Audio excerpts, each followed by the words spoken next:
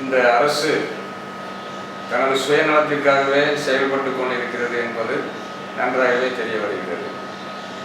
இவர்கள் இதுவரை மோசடியான பல பொய் புகார்களை செய்து அவர்களுக்கு வேண்டாதவர்களை கைது செய்வதுதான் இந்த ஆட்சியினுடைய அராஜக போக்காக இருக்கிறது. இந்த ஆட்சியில் பெண்களுக்கு பாதுகாப்பு இல்லை, சட்டம் ஒழுங்கு சீர்குலைந்துள்ளது, கஞ்சா போன்ற போதைப் பொருட்கள் அதிகமாக விற்பனையாகிக் கொண்டிருக்கிறது. இதையெல்லாம் கண்டும் காணாமல் இருப்பது இந்த அரசினுடைய போக்காக இருக்கிறது. இன்றைய காலகட்டத்தில் பார்க்கும் பொழுது நடிகர் விஜய் அவர்கள் தமிழக வெற்றி கழகம் என்ற ஒரு கட்சியை ஆரம்பித்து அதற்காக அவர் நடத்திய மாநாடுகளுக்கு இந்த அரசு சரியான பாதுகாப்பு வழங்கவில்லை. மேலும் அந்த மாநாடை நடத்தவிடாமல் தடுப்பதாகத்தான் இவர்களுடைய செயல் இருந்தது. கடந்த வாரம் கரூரில் விஜய் பரப்புரை செய்ய வந்திருக்கும் பொழுது விஜய்க்கு சரியான பாதுகாப்பு கொடுக்கவில்லை. அதுபோக அவர் அந்த பரப்புரை செய்யும் இடத்திற்கு சரியான இடஒதுக்கீடு செய்யப்படவில்லை. மேலும் போலீஸ் சரியான அளவு பாதுகாப்பு கொடுக்கப்படவில்லை. இந்த கூட்டம் நடக்கும் பொழுது தமிழக அரசு ஆம்புலன்ஸ் 10 ஆம்புலன்ஸ் மொத்தமாக வந்து அந்த கூட்டத்தை சீர்குலைத்துள்ளது. எனவே இந்த அரசு வந்து யாரையும்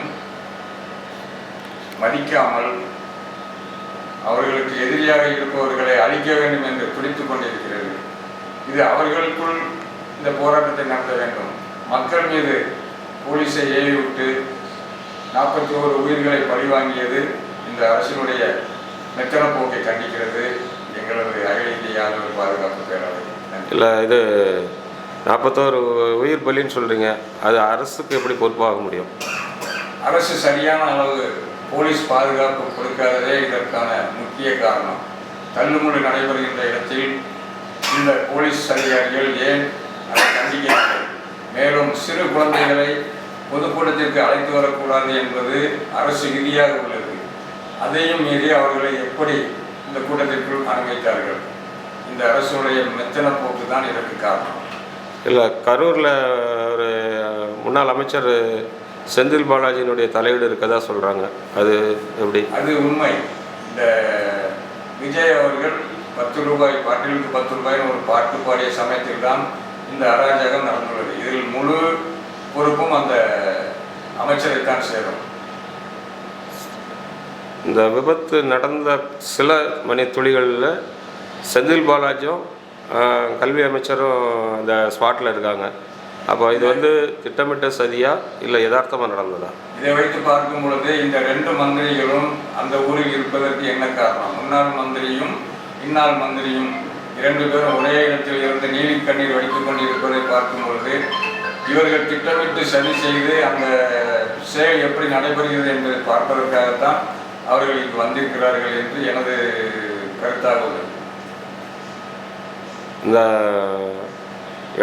இறந்தவர்களுடைய குடும்பத்தை பார்க்கறதுக்கு விஜய்க்கு அனுமதி கொடுக்கப்படாதது யதார்த்தமா இல்லை மீண்டும் ஒரு அசம்பாவிதம் நடக்கக்கூடாதுன்னு கவர்மெண்ட் நினைக்குதா?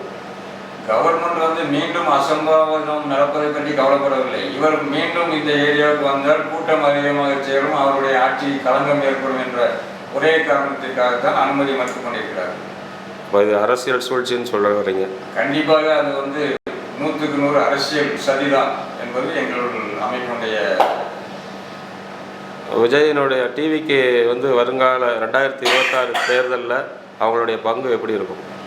அவர்கள் 2026 எலெக்ஷனில் ஒரு 10% வாக்கு வாங்குவார்கள். மேலும் அவர்களுடைய கூட்டணியை பொறுத்து ஆட்சி அமைப்பது பற்றி முடிவு தெரியும்.